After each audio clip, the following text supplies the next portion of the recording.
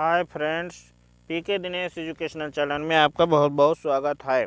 UP DElEd 2019-21 batch के तृतीय semester के कंप्यूटर विषय के लघु उत्तरीय प्रश्नों की आज हम दूसरी सीरीज लेकर के आए हैं।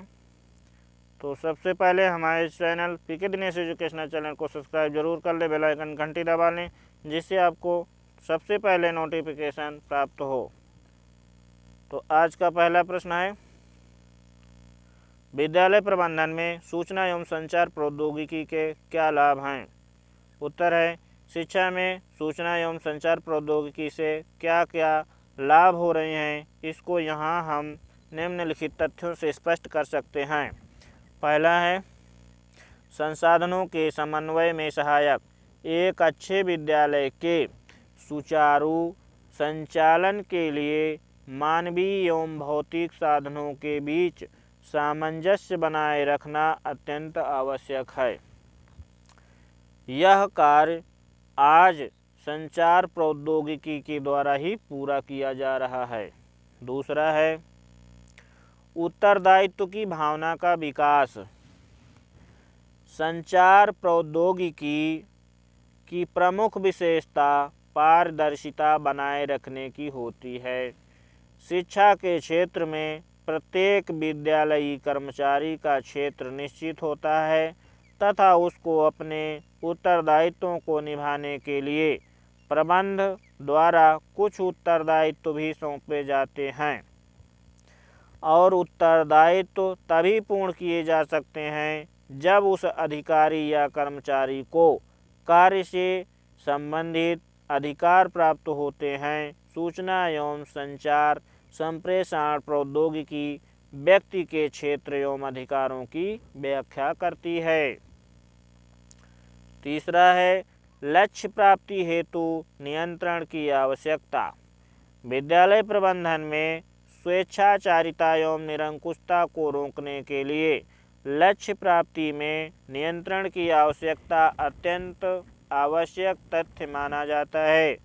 प्रबंधन द्वारा निरीक्षण करके आवश्यकता अनुसार अपने सुझाव देना वर्तमान में सूचना एवं संचार प्रौद्योगिकी का सशक्त माध्यम बन गया है।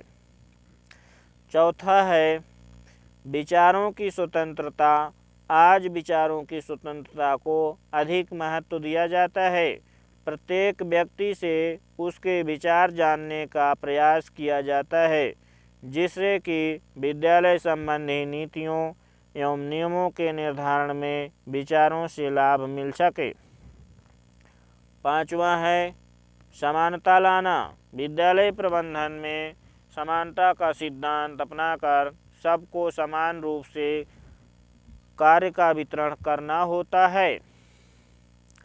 अगला प्रश्न है, प्रौद्योगिकी से आप क्या समझते हैं? उत्तर है, प्रौद्योगिकी या तकनीकी विज्ञान अंग्रेजी के टेक्नोलॉजी शब्द का अर्थ है। तकनीकी से आशय है दैनिक जीवन में वैज्ञानिक ज्ञान को प्रयोग करने की विधियाँ। तकनीकी शब्द को प्रायः मशीन या मशीन से संबंधित प्रत्ययों से जोड़ा जाता है, जबकि यह आवश्यक नहीं है कि इसका संबंध किसी मशीन से हो। तकनीकी का तात्पर्य किसी भी ऐसे प्रयोगात्मक कार्य से है जिसमें वैज्ञानिक ज्ञान या सिद्धांतों का प्रयोग किया जाए।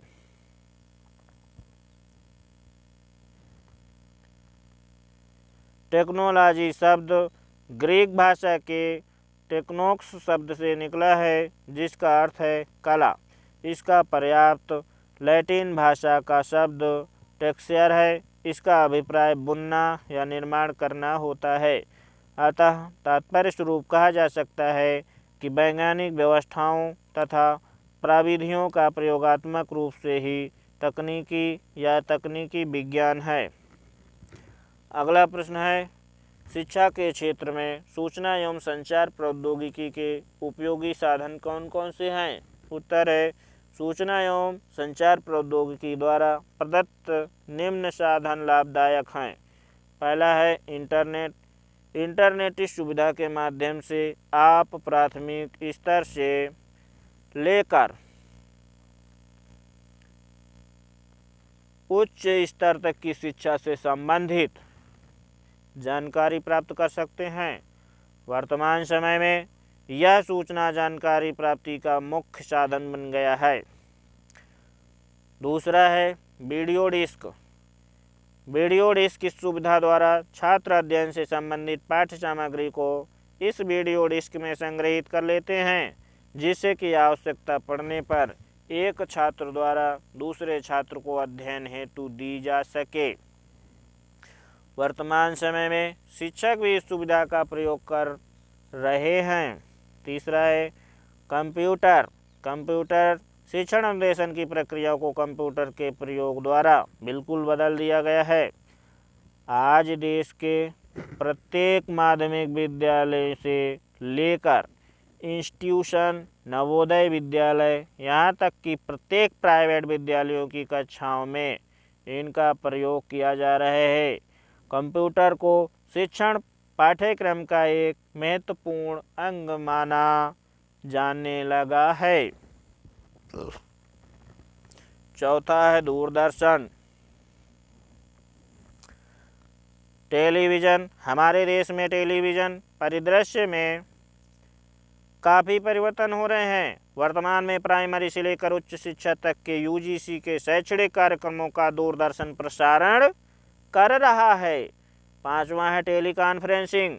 टेलीकॉन्फ्रेंसिंग एक ऐसी प्रक्रिया है जिसके द्वारा दो या दो से अधिक क्षेत्रों से कई व्यक्ति किसी समस्या तथा विषय पर एक दूसरे से संचार के द्वारा अपने विचारों का आदान प्रदान कर सकते हैं। फिर है रेडियो। आधुनिक संचार के सभी माध्यमों में रेडियो सर्वसुलभ माध्यम है। सातवां है विभिन्न उपग्रह।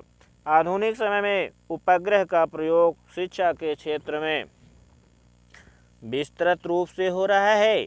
उपग्रह के प्रयोग से इंटरनेट, दूरदर्शन, वीडियो कॉन्फ्रेंसिंग तथा टेली कॉन्फ्रेंसिंग जैसी अनेक सुविधाओं का विकास हुआ है।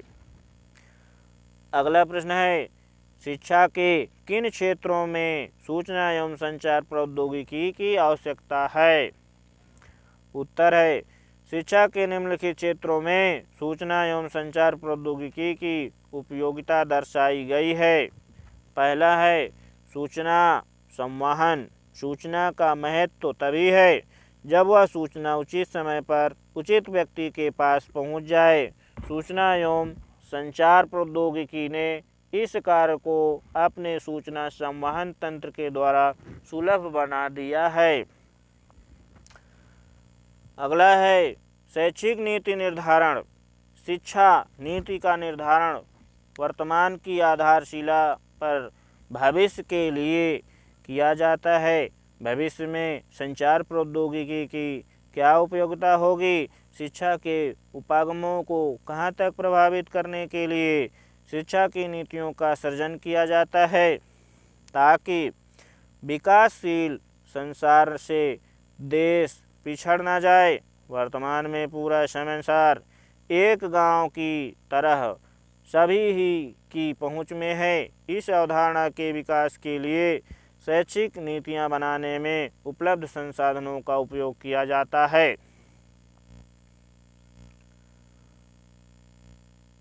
तीसरा है परीक्षा मूल्यांकन। कक्षा शिक्षण के उपरांत छात्रों की परीक्षा एवं मूल्यांकन में सूचना तथा संचार प्रौद्योगिकी ने व्यापक परिवर्तन कर दिया है। अब परीक्षा के लिए परंपरागत आवेदन पत्रों की जगह OMR शीट का प्रयोग, परीक्षा के स्थान पर उत्तर पुस्तिकाओं की कंप्यूटर से जांच, वस्तुनिष्ठ प्रश्न पत्रों का चलन, इंटरनेट द्वारा परीक्षा परिणामों की घोषणा, परीक्षा मूल्यांकन में सूचना एवं संचार प्रौद्योगिकी की महत्वपूर्ण भूमिका है। चौथा है शैक्षिक प्रशासन। वर्तमान शैक्षिक प्रशासन में सूचना एवं संचार प्रौद्योगिकी का इतना उपयोग किया जा रहा है कि सभी सूचनाओं, आंकड़ों का निर्माण तथा प्रेषण कंप्यूटर से ही किया जा रहा है। पांचवा है पाठ्यक्रम निर्माण। शिक्षण अधिगम प्रक्रिया के पाठ्यक्रम निर्माण में सूचना एवं संचार प्रौद्योगिकी की उपयोगिता विज्ञान के बढ़ते प्रभाव के कारण अपरिहार्य सी हो गई है। अगला प्रश्न है, सूचना एवं संचार प्रौद्योगिकी ने विद्यार्थियों के जीवन को आसान बनाया है, समझाइए। उत्तर है, वर्तमान में सूचना एवं संचार प्रौद्योगिकी प्रयोग ने शिक्षा के स्वरूप को व्यापक बना दिया है। यह प्रौद्योगिकी विभिन्न क्रियाओं या तकनीकी के माध्यम से जो शिक्षा संबंधी सामग्री को छात्रों तक पहुंचाती है, उसे शिक्षा में ऑनलाइन प्रवेश कराने वाली विधियों के नाम से जाना जाता है। आज के शैक्षिक परिवेश में प्रत्येक छात्र अपनी शैक्षिक शंकाओं, समस्याओं का समाधान नवीन तकनीकी माध्यम द्वारा घर बैठे सीधे संपर्क द्वारा करना चाहता है। इस कार्य को इंटरनेट एवं कंप्यूटर से आसान बना दिया है। आज के तकनीकी युग में छात्र विभिन्न प्रकार के साधनों का उपयोग कर रहा है। यहाँ वह साधन कौन से हैं? पहला है वेबसाइट के प्रयोग द्वारा ज्ञानार्जन। दूसरा है लिंक्डइन सर्विस की सहायता से ज्ञानार्जन। इस सेवा का इस्तेमाल इंटरनेट के माध्यम से किया जा रहा है। इसकी वेबसाइट www.linkedin.com है। यह सेवा प्रभावी रूप से 20 भाषाओं में उपलब्ध है। इसके माध्यम से ज्ञानार्जन की सामग्री को प्राप्त किया जा रहा है। इसका प्रधान कार्यालय कैलिफोर्निया में है तथा वर्तमान में इस सेवा का उपयोग मोबाइल फ़ोनों द्वारा भी किया जा रहा है। तीसरा है ट्विटर का शैक्षिक उपयोग। चौथा है फेसबुक पेजों की सहायता से ज्ञानार्जन। अगला प्रश्न है, शिक्षा में कंप्यूटर के कार्य। उत्तर है, शिक्षा में कंप्यूटर के कार्य प्रभावी शिक्षण कार्य कंप्यूटर के बिना संभव नहीं है। शैक्षिक संस्थाओं में प्रवेश परीक्षा, परीक्षाफल एवं अन्य विषयों से संबंधित आंकड़ों को सार्थक बनाने में कंप्यूटर महत्वपूर्ण कार्य करता है। पहला है, शिक्षा प्रशासन के क्षेत्र में computer and education administration. Computer का उपयोग प्रशासनिक कार्यों में निम्न प्रकार से किया जा सकता है। पहला है छात्रों के अभिलेखों को रखने के लिए। दूसरा है वित्तीय व्यवस्था करने के लिए। तीसरा है छात्रों के बिलों के भुगतान के लिए। चौथा है छात्रों के प्राप्तांकों को भेजने के लिए तथा अंक तालिका बनाने के लिए। पांचवा है छात्रों की उपस्थिति तथा शिक्षकों के अवकाश से संबंधित अभिलेखों की फाइलों को कंप्यूटर में सुरक्षित रखने के लिए।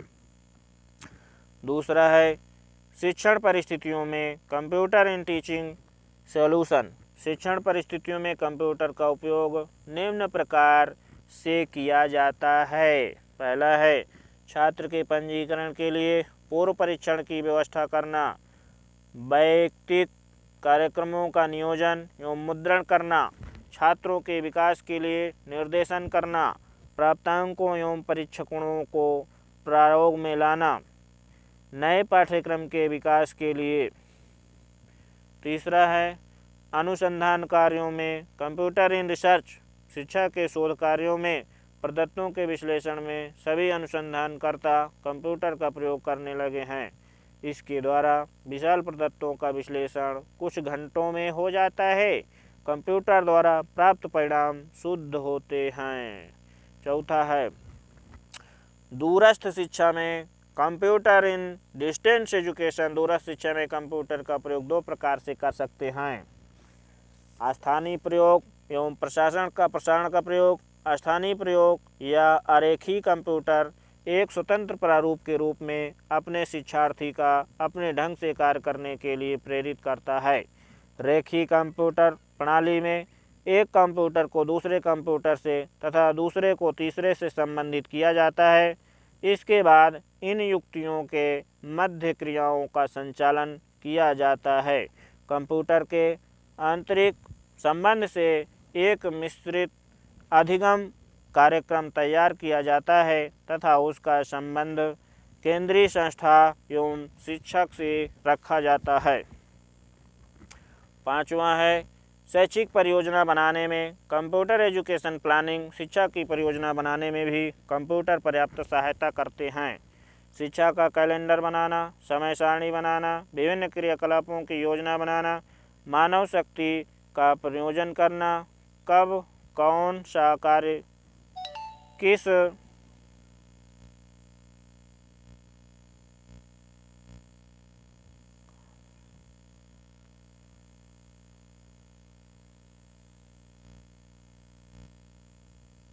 प्रकार करना है इत्यादि बातों का ज्ञान प्राप्त करने में कंप्यूटर हमारी सहायता करता है। 6वां है